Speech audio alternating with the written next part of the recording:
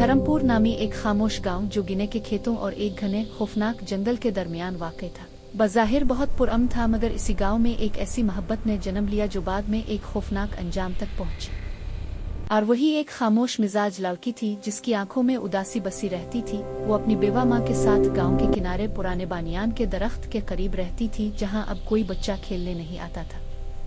रघु एक ख्वाब देखने वाला नौजवान था जो दिन में खेतों में काम करता और रात को चिराग की रोशनी में किताबें पढ़ता। वो शहर जाने और एक आज़ाद जिंदगी का ख्वाब देखता था। एक शाम बानियान के दरख्त के नीचे दोनों की मुलाकात हुई और आहिस्ता आहिस्ता वही दरख्त उनकी मोहब्बत का गवाह बन गया, जहां वो एक साथ जिंदगी गुजारने के वादे करने लगे।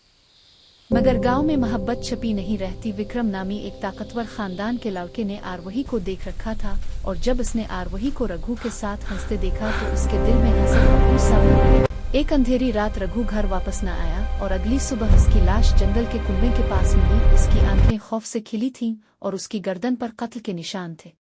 आरवही सब समझ गई, क्योंकि विक्रम हुजूम में बेहद पुरसुकून खड़ा था।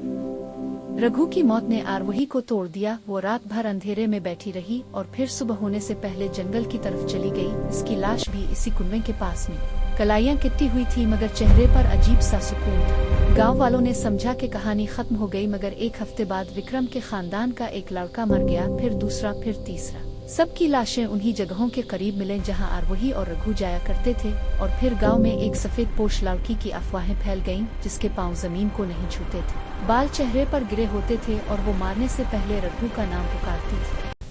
विक्रम को नींद आना बंद हो गई। वो आईनों में दरारें देखता, ख्वाबों में आरवही को खून आलूद कलाइयों के साथ देखता जो कहती थी, तुमने मेरा सब कुछ छीन लिया। आखिरकार गांव वाले एक बुजुर्ग पीर के पास गए, जिसने कहा कि असल कातिल को आधी रात बानियान के दरख्त के नीचे अकेला लाया जाए। सब जानते थे कि कातिल विक्रम है। इसे जबरदस्ती वहां लाया गया। वो रो पड़ा और कत्ल का एतराफ कर लिया। अचानक हुआ ठंडी हो गई और आरवही की रूह नमूदार हुई। सफेद लिबास, जलती हुई आंखें। इसने विक्रम को इसके गुनाह दिखाए और कहा, तुमने मेरा मुस्तकबिल छीना, अब मैं तुम्हारी जान लेती हूँ। लम्हों में विक्रम की जान निकल गई। जंगल खामोश हो गया। आरवही की रूह आसमान में तहलील हो गई और फिर कभी वापस न आई। गांव में मौत का सिलसिला रुक गया, मगर धर्मपुर आज भी इस कहानी को याद रखता है और लोग आज भी कहते हैं कि बानियान के दरख्त के नीचे कभी कभी दो रूहों की सरगोशियां सुनाई देती हैं, जो आखिरकार एक हो चुकी है।